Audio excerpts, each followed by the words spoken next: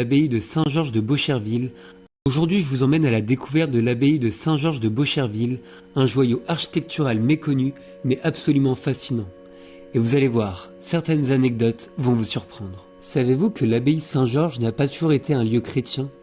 Avant l'édification du monastère au XIe siècle, le site accueillait un sanctuaire gallo-romain.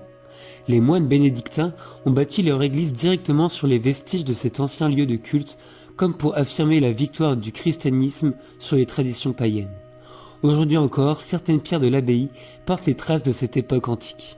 L'abbaye de Saint-Georges est un parfait exemple de l'architecture romane normande, mais son architecte demeure un mystère.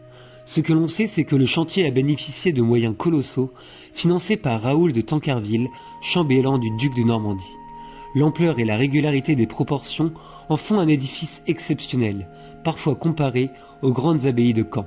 Mais l'abbaye a failli disparaître après la Révolution française lorsqu'elle fut vendue comme bien national. Mais au XIXe siècle, un certain abbé Victor Godefroy a entrepris sa restauration avec un dévouement incroyable. On raconte qu'il aurait découvert des documents anciens cachés dans l'église, détaillant précisément son architecture d'origine. Grâce à ses plans, il a pu superviser une restauration fidèle et préserver ce patrimoine unique. L'abbaye Saint-Georges de Beaucherville, c'est bien plus qu'un simple monument. C'est un témoin vivant de l'histoire normande, un chef-d'œuvre architectural et un lieu chargé de mystères. Alors si vous voulez en apprendre plus sur notre patrimoine, n'hésitez pas à aller la visiter et à suivre une visite guidée. Et surtout, si cette vidéo vous a plu, pensez à mettre un pouce bleu, à vous abonner et à activer la cloche pour ne rater aucune nouvelle chronique historique. Aujourd'hui,